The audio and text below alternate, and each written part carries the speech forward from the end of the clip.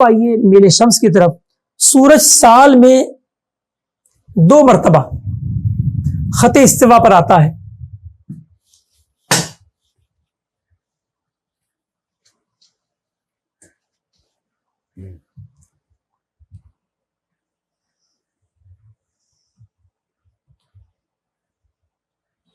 سورج سال میں 2 مرتبہ خط استوا پر آتا ہے.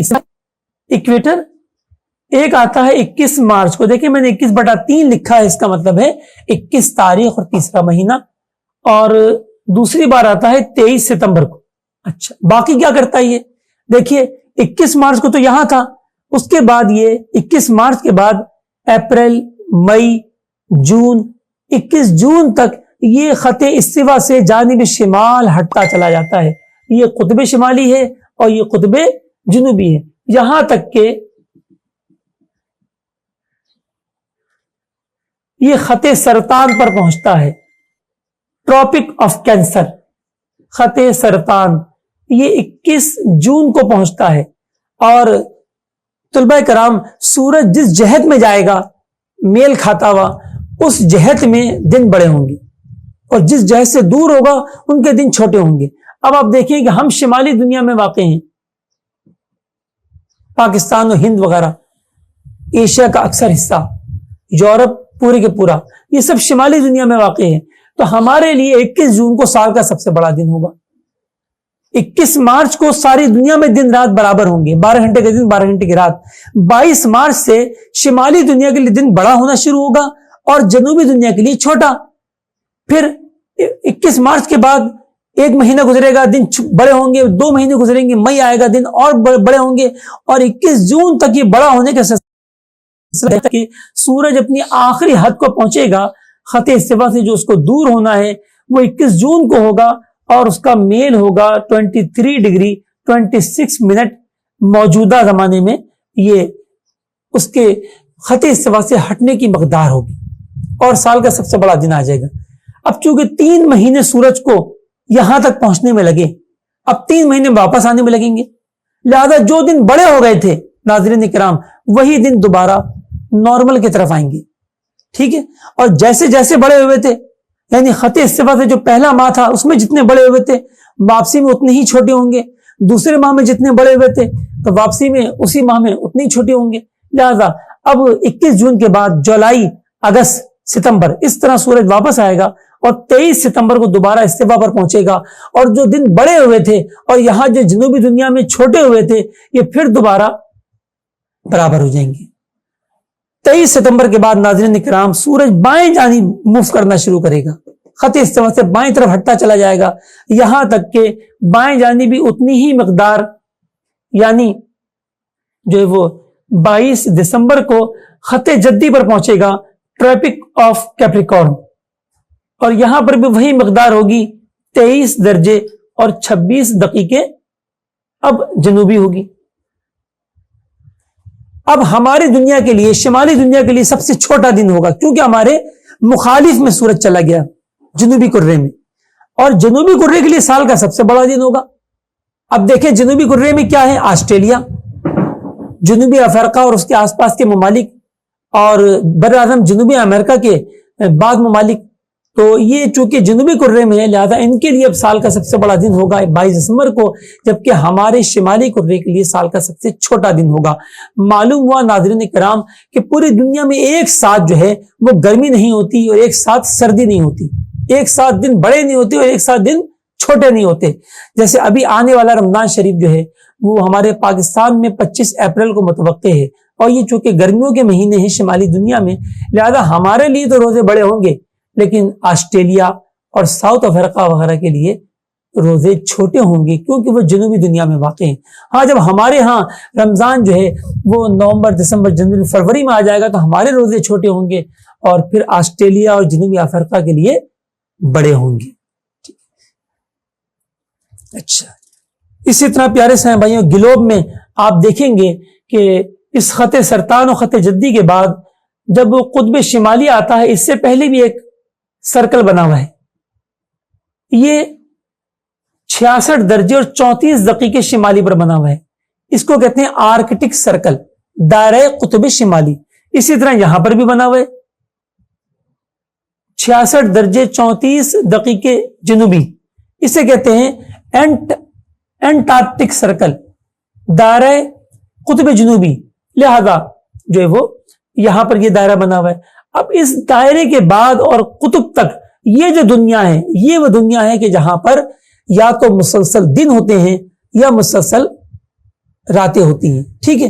یعنی جب ہم اس نقطے پر پہنچیں گے تو پہلی بار ایسا ہوگا کہ 2 دن کا دن، اور جب سردی آئیں گے تو 2 راتوں کی 1 رات، آگے بڑھیں گے تو 1 ماہ کا دن 1 ماہ کی رات، اور باقی کتنے بچے پورے سال میں 10 مہینے ہماری طرح، اور آگے بڑھیں گے تو 2 ماہ کا دن 2 ماہ کی رات، 8 ماہ نارمل، 3 ماہ کا دن 3 ماہ کی رات، 6 ماہ نارمل، اعلی حاضر قیاس، اسی طرح یہ سلسلہ چلتا رہے گا۔ بالکل یہی سلسلہ یہاں بھی ہوگا، بس فرق یہ ہوگا کہ جو قطب شمالی ہے وہاں پر ہمارے مطابق جو ہے وہ اپنے دن چھوٹے بڑے ہوتے ہیں، اور یہاں پر جو ہے وہ جنوبی دنیا کے اعتبار سے، لہذا جب یہاں 6 ماہ کا دن ہوتا ہے تو جب یہاں رات ہوتی ہے، اور جب یہاں رات ہوتی ہے تو وہاں دن ہوتا ہے، ٹھیک ہے۔ صلو علی الحبیب صلی اللہ تعالی علی محمد۔ اب روزانہ کا جو میل شمس ہوتا ہے وہ کتنا ہوتا ہے، اس کی جدول آخر میں دا نوٹیکل المنک سے لے کر ہم نے لکھ دی ہے، اس میں ہم دیکھیں گے کہ آج کیا میل شمس ہے، کل کیا میل شمس ہے۔ کبھی میل شمس آپ کو دکھائی دے گا میل شمس، کبھی پلس میں دکھائی دے گا، کبھی مائنس میں دکھائی دے گا۔ تو اگر پلس ہو تو اس کا مطلب ہے کہ میل شمس شمالی ہے، اور مائنس ہو تو اس کا مطلب کیا ہوتا ہے کہ میل شمس جنوبی ہے۔ لیکن دونوں صورتوں میں اس کی مقدار 23 درجے اور 26 دقیقے سے زائد نہیں ہوتی۔ ہاں البتہ فارمولہ حل کرتے وقت جب وہ مائنس ہوگا تو آپ کو مائنس ضرور لکھنا ہوگا، اور پلس کو لکھنے کی حاجت نہیں ہوتی، ٹھیک۔ خط استوا دنیا کے کون کون سے ملکوں سے گزرتا ہے، تو دیکھیں میں نے یہاں کتاب میں صفحہ نمبر 14 پر بعض باتیں دی ہوئی ہیں کہ خط استوا جو انتہائی مشرق سے انتہائی مغرب جو گزرتا ہے، تو پہلے انڈونیشیا، پھر افریقہ میں آ جائیں تو صومالیہ، کینیا، یوگنڈا، زائرے، کانگو، گابون، پھر براعظم جنوبی امریکہ میں چلے جائیں تو برازیل، کولمبیا، ایکواڈور کے ممالک سے گزرتا ہے۔ ان ممالک سے خط استوا گزرتا ہے، اور خط استوا پر جو ممالک ہوتے ہیں انہیں استوائی ممالک کہا جاتا ہے، اور ان کے ہاں اوقات میں تغیر بہت ہی معمولی ہوتا ہے، یعنی دن جو ہے نہ جون جولائی کے آنے سے بڑے ہوتے ہیں، نہ دسمبر جنوری کے آنے سے چھوٹے ہوتے ہیں۔ اور مفتی افضل سے منگیری رحمۃ اللہ علیہ توضیح الافلاق میں فرماتے ہیں کہ استوائی ممالک کے لیے موسم 8 ہوتے ہیں۔ سبحان اللہ، اب کبھی پہنچیں گے تو دیکھیں گے کہ اگر ہمارے کوئی ناظر جو ہیں کورس کرنے والے اگر کسی استوائی ملک سے تعلق رکھتے ہوں تو وہ اس کی تصدیق یا تردید فرمائیں کہ کیا واقعی 8 موسم آتے ہیں یا کیا صورتحال ہوتی ہے۔ ہمارے بزرگوں نے تو لکھا ہے، ٹھیک ہے۔ بہرحال تو یہ جو ہے وہ سلسلہ ہوتا ہے۔ اچھا، اب دنیا کی اور قسمیں جو ہے وہ اکابرین نے بیان کی ہیں۔ دیکھیے، ایک وہ مقام کہ جہاں پر سورج کی حرکت رہتی ہے، یہ دیکھیے خط استوا سے تقریباً 23.5 درجے جانب شمال اور 23.5 درجے جانب جنوب، اسے کہتے ہیں منطقہ حارہ، گرم خطہ۔ تو دنیا کا گرم ترین خطہ یہی ہے، دنیا کا گرم ترین خطہ یہی ہے، ٹھیک ہے۔ اچھا جی، اب آئیے اس کے بعد خط سرطان سے لے کر دائرہ قطب شمالی کے مابین، یہ کہلاتا ہے معتدلہ، اور اسی طرح یہاں پر بھی معتدلہ، ٹھیک ہے۔ اور اس کے بعد جو دائرہ قطب شمالی کے بعد اور دائرہ قطب جنوبی کے بعد جو قطبین کی جانب جو حصہ ہے، جہاں پر میں نے آپ کو بتایا کہ وہاں پر مسلسل اپنے جو ہے یا تو اپنے گرمیوں میں مسلسل دن آ جاتے ہیں، 1 ماہ 2 ماہ کا دن ہوتا ہے، یا مسلسل راتیں آ جاتی ہیں، 1 ماہ 2 ماہ کی راتیں ہوتی ہیں۔ تو ان مقامات پر بلا کی سردی ہوتی ہے، گرمی کو تو آپ بھول جائیے، گویا ان کی جو گرمی ہے نا وہ گرمی ایسی ہے جیسے کہ آپ کے ہاں کشمیر کی سردی، ہمارے ہاں پاکستان میں مری کی سردی، تو مری کی جو سردی ہے نا وہ ان کے لیے گرمی ہے۔ ورنہ سردیوں میں جب رات ہوتی ہے تو انٹارکٹیکا میں دنیا کا سب سے لوویسٹ ٹمپریچر پہنچتا ہے -89 ڈگری سینٹی گریڈ. انسان کو جمع دینے کے لیے اور اس کی روح پرواز کر دینے کے لیے کافی ہے.